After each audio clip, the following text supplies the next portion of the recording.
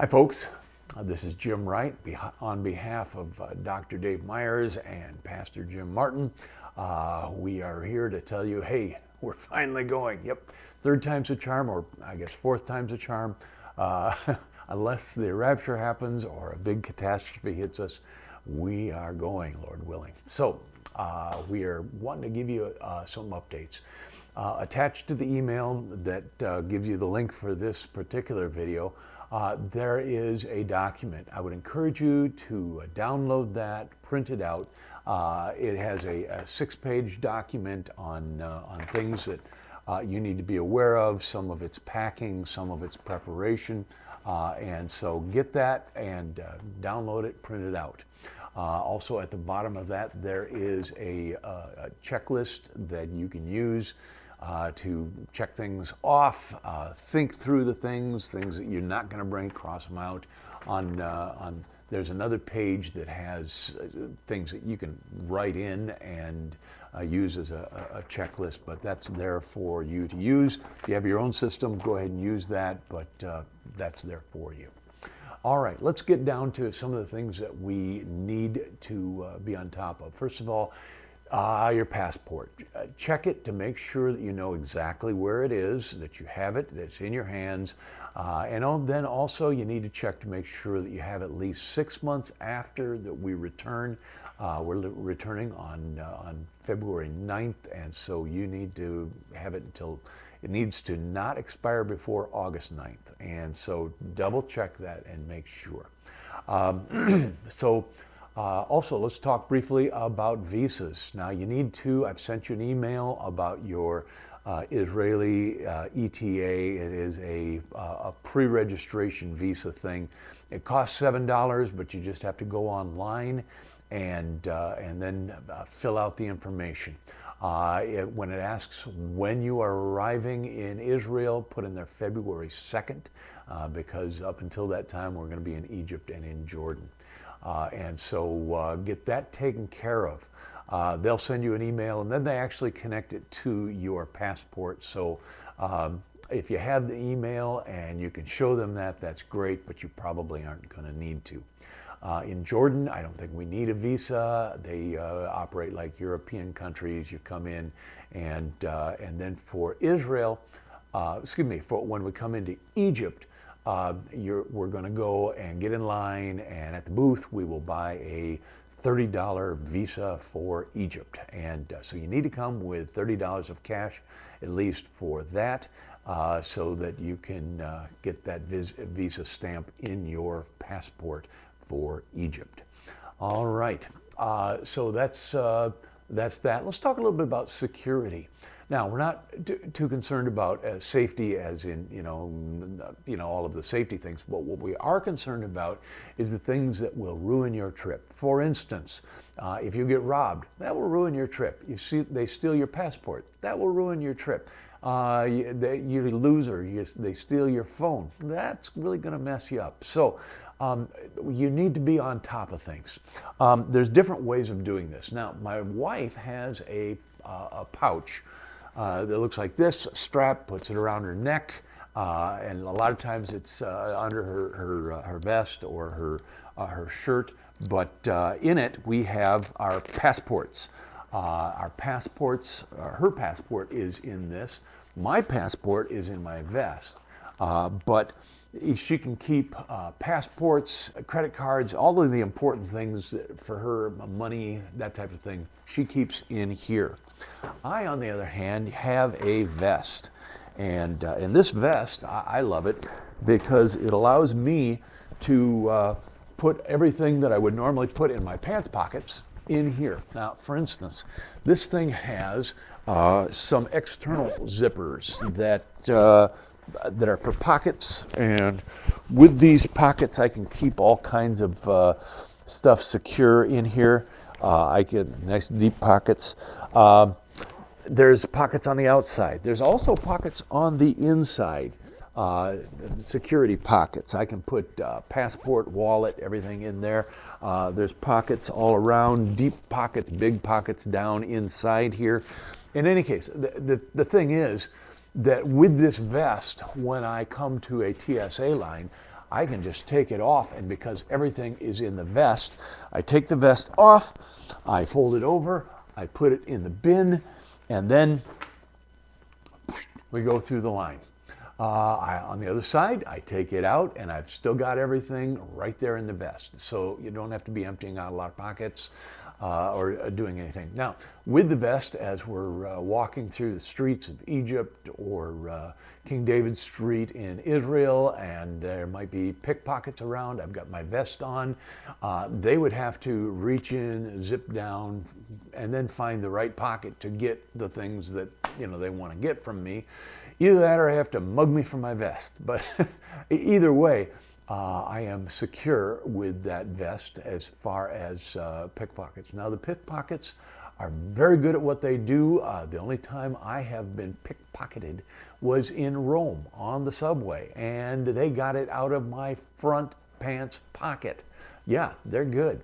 Not only are they good and talented tactically, they also team up, and they will create diversions, and while your attention is looking over here, somebody else is going to grab and run. And so you just need to be aware of where you are and what you're doing, and then you need to be prepared to have things in a place where it is so difficult for them to get it, they don't even want to try. So there's that aspect of security. You might want to have a vest, you might want to have a pouch. Some people have a cross chest pouch with, with the nice big pouch in the front here. That's great. Some people I've seen use what we call a pregnant snake, which is, a money belt, a pouch in front. Problem with that is that they can release it and take the whole belt rather quickly, and sometimes it's difficult to detect, so I don't consider those to be that safe. You can do what you want, but you need to have a plan, and you need to work that plan. Let's talk a little bit about credit cards. When you use your credit card, and you can use it in the vast majority of places we're going to be, you'll be able to use your credit card. So you want to have those, but you want to have one that has international transaction fees that are free, okay? Check the benefits of your credit card and see if it says no international travel fee or free transaction fees. Because if you don't, what they'll do is they will charge you a base rate for every transaction, and sometimes those transaction fees might be bigger than what you're actually paying. So suddenly a bottle of Coke becomes $6 worth, and so there's that, or it might be a percentage of it, but you don't want those fees. And so find a credit card that doesn't have them. I would recommend that each person carry 2 credit cards, because there will be times, and when you come to these foreign countries, sometimes they're a little bit wonky. Sometimes they don't want to take your credit card. They want you to give them cash. And so you put your credit card in, or you tap the credit card, and they will say, oh, it's not working. Sometimes it's actually not working. Sometimes it's because they don't want you to use a credit card. So then you pull out another credit card, and there's no way that neither one of them are working, and they realize that, so they'll take it. But it is good to have 2 credit cards. But if you are there with your spouse, I would encourage you to make sure that you have credit cards where you and your spouse have different account numbers. When my wallet was taken in Rome, my wife had a Costco credit card that had a different account number than my Costco credit card. And so because of that, even though mine was stolen, we could still use hers. And so be aware of that, and make sure you don't leave yourself in the lurch, as it were. Let's talk a little bit about electronics. You need to have what we refer to as dumb electronics. It simply means that it doesn't transmit data. Now, you go into the airport or a restaurant or someplace where there's a lot of travelers, and you see, oh, there's a USB slot. So you plug your USB plug directly into that and you plug your phone in. The problem is that thieves have figured out that if they replace that outlet and the USB plug, they can then wirelessly transmit all the data from your phone into their files, and they can steal your identity or your money or whatever. It is best when you are using someone else's USB slot to have a break that doesn't transmit information. You see, in these USB slots, there are these different wires. Some of them are for charging and some of them are for transmitting data. So the way to defeat this is there are little plugs that you can plug into your phone and then plug your cable into that. And all it does is it only has the wires for the charging. It doesn't have the wires for transmitting data. So you probably ought to get one of those. You can gamble if you want, but I don't.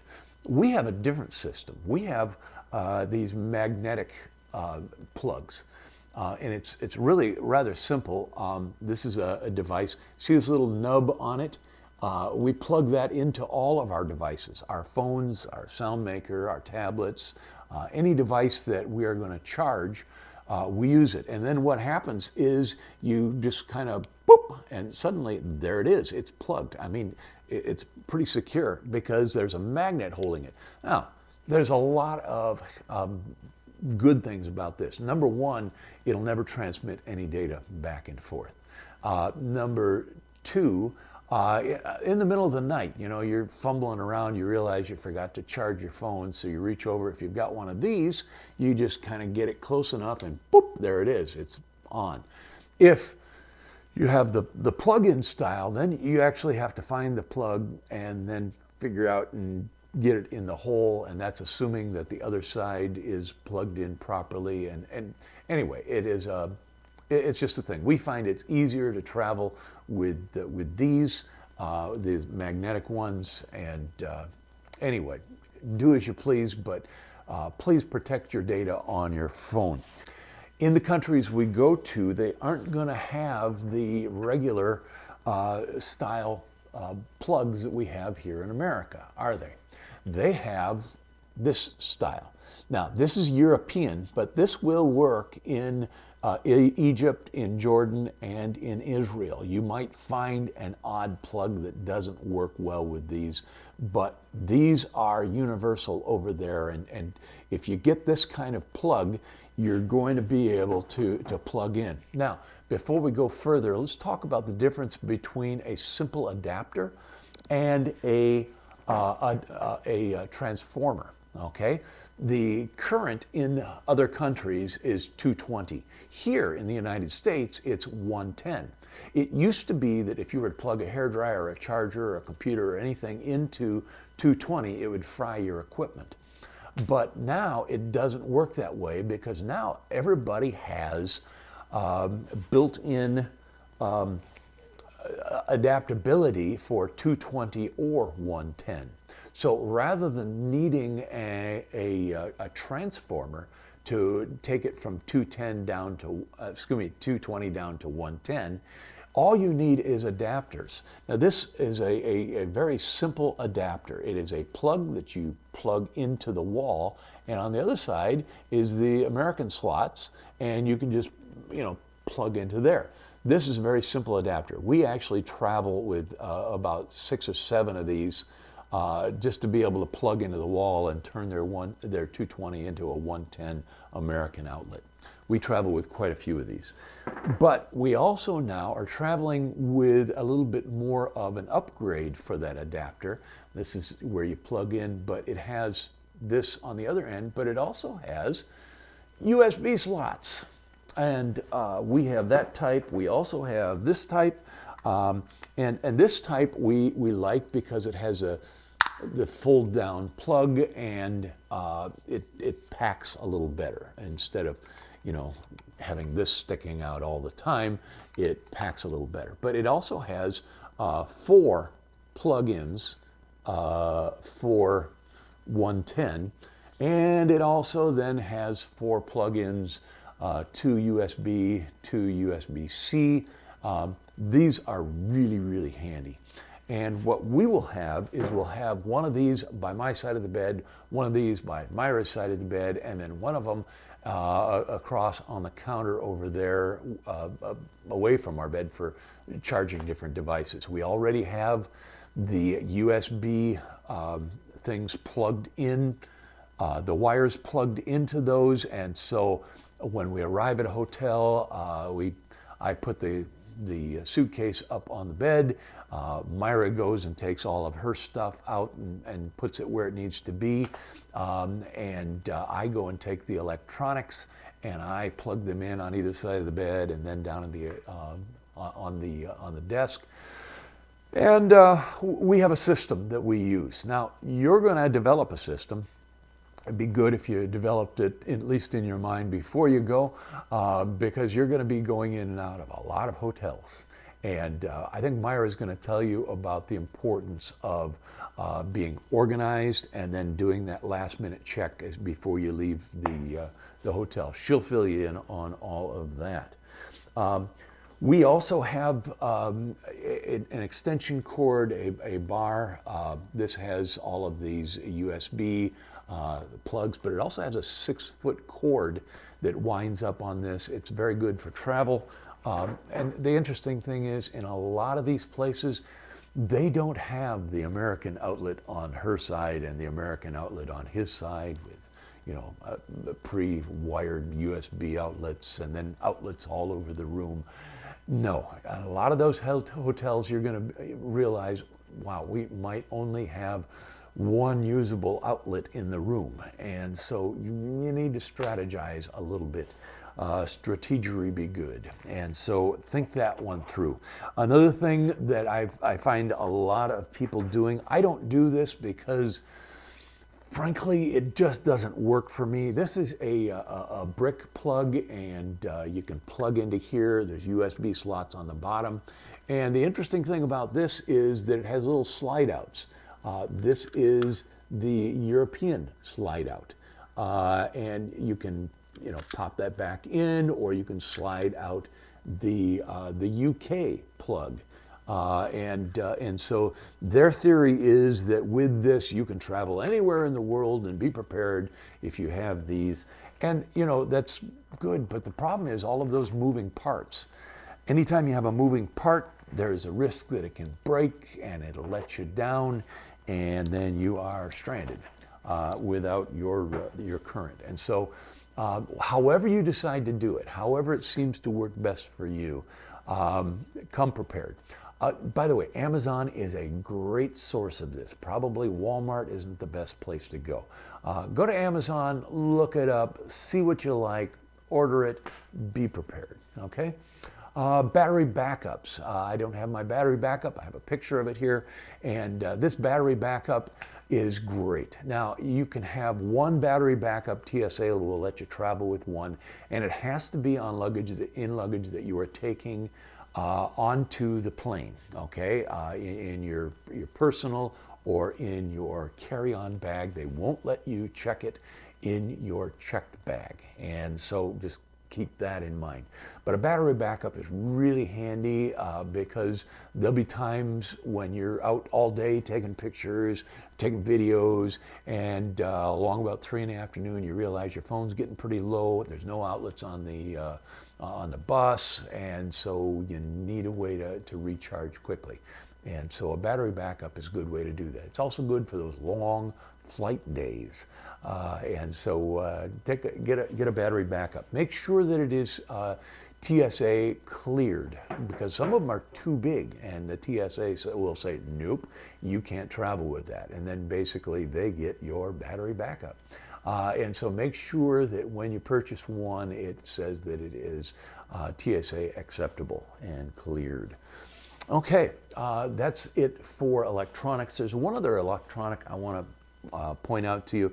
We use a thing called we call it our noisemaker. It does white noise, pink noise, other type of noise. When we go to a hotel, we can't control anything outside our room, okay? There might be elephants tap dancing upstairs. There might be a party going on out in the courtyard. There might be, noisy people on either side of you. You can't control that. One thing you can control is if you get used to sleeping with some white noise, it'll, to a large degree, drown out all of the other ancillary noise.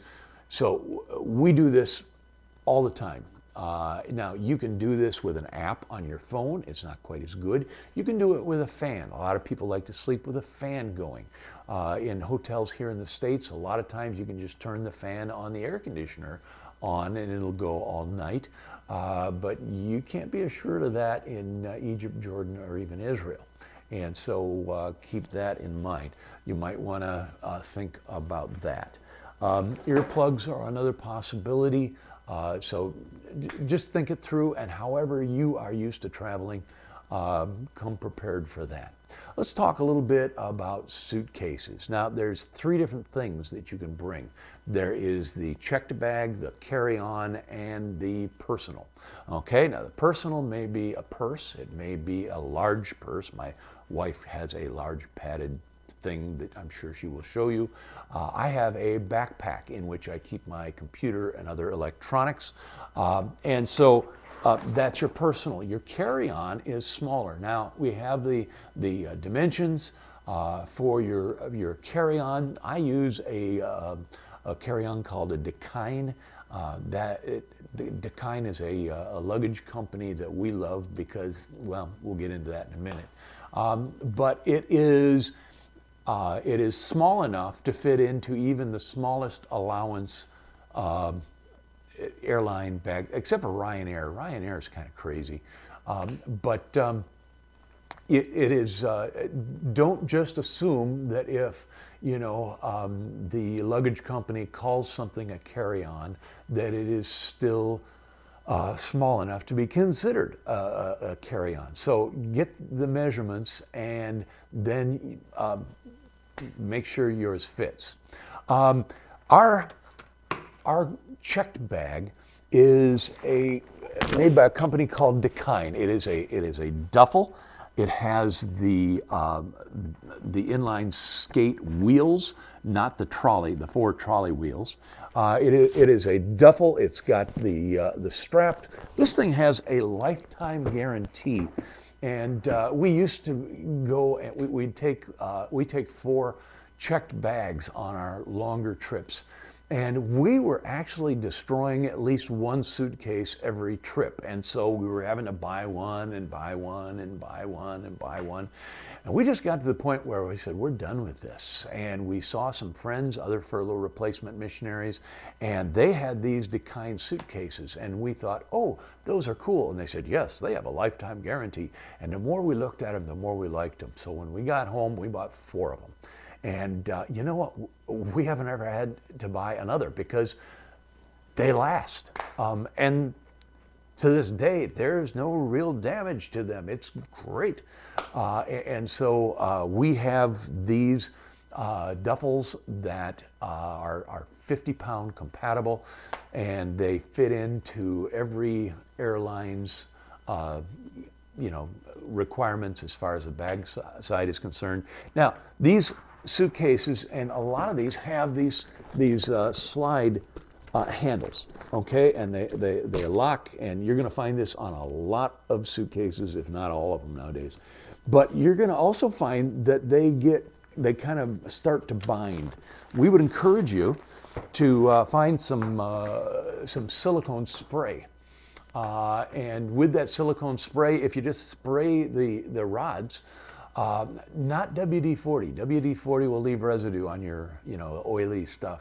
The silicone, it'll last for a good long time, and we only do it about every 2 or 3 years, and it really works well. So that's that. Now, when you buy a suitcase, or when you decide which suitcase you're going to take, a lot of people like the trolley, the 4 double wheels on the bottom, the problem with that is that as we travel through airports, we find those wheels everywhere.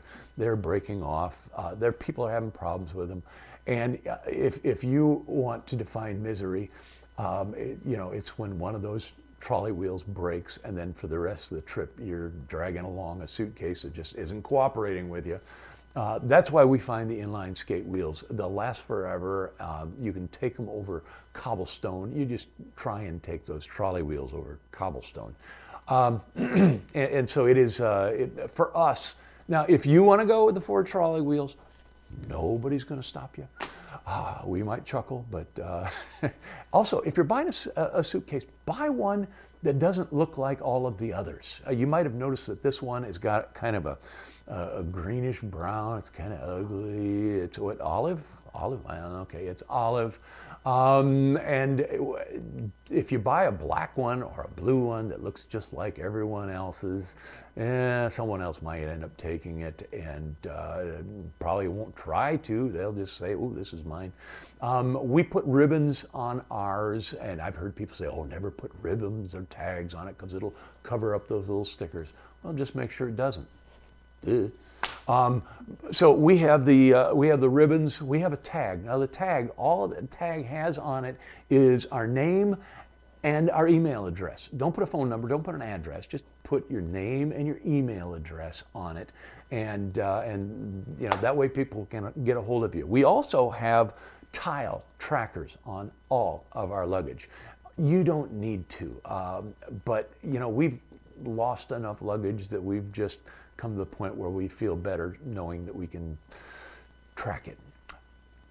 Do as you like. Let's see here. Okay, that's suitcases. We've given you the measurements, and it's in the paperwork, so just be aware of that. One last thing I want to talk about is headphones. We have noise-canceling headphones. We love these. We have a little case for them, and these are what is known as over-the-ear. They're adjustable. They adjust this way. They adjust this way. But over-the-ear headphones are those that don't sit on your ear. Okay, in other words, they aren't pressing your ear against your head. It goes around your ear. There are headphones that are on the ear, and some people just love them more. But I'll tell you, after you're on a flight for a couple of hours, they really start to ache your ears. And so we don't like those. You can do as you like, but keep in mind, our flights are, I think, 8 hours and 6 hours, and then it's 6 hours and 8 hours, and that's a long time for your ears to be crushed. Another thing you need to understand is there's 2 different types of noise canceling. Just by virtue of the fact that you got foam over your ears, there is some noise canceling. And some manufacturers list noise canceling earphones just because you got foam over your ears. That's not active noise canceling. Active noise canceling is when it actually plays a sound that counteracts the exterior sound. It's a white noise that kind of blocks it out. And you will be amazed if you're on the plane and you hear all of the engine noise, and you put those on and the engine noise decreases. But then you turn on the active noise canceling and it almost disappears. Now, you'll still be able to hear the loud person, sitting down the aisle. You'll still be able to hear the baby screaming. Okay, those you can't do anything about. But it does make flying easier. Also, we have a thing called a dongle. And this is a Bluetooth device that we plug into the, where is it? We plug it into the entertainment display. You're going to have in the seat in front of you, all of our flights are on British Air. And in the seat in front of you, there's going to be a screen. And on that screen, there will be all kinds of movies and TV and documentaries and all kinds of things. And with those headphones, if they are Bluetooth headphones, you can plug in this dongle. And when you turn this dongle on and it is set to transmit to your earphones, you can actually get up and go to the bathroom and still be listening to your movie or whatever. So these are real handy, and it's you can use the cord and plug it in there and run it to your headphones. But then I find that that just gets a little cumbersome. You're always bumping it, or your seatmate's bumping it, or whatever. So we find that this is just an easier way to go. Yes, you can get all these things on Amazon and look it up. Okay, I think that's it for now. You know what? We're excited about this. If you would like to give us a call or send us an email, we can answer questions. But we are sending you a lot of information. Read that first. The flight information is in that email that we are sending you, that printout. A lot of that stuff is in there. So read through that. There's stuff in that we aren't going to be covering in this video, and vice versa. And so anyway, we're excited about it. We're looking forward to meeting many of you for the first time. And thank you for your faithfulness. Thank you for your patience. What a blessing it is to know that the folks who decided to go in the first place are still wanting to go. So thank you so much. Well, that's it for now. We will be in touch, and take care.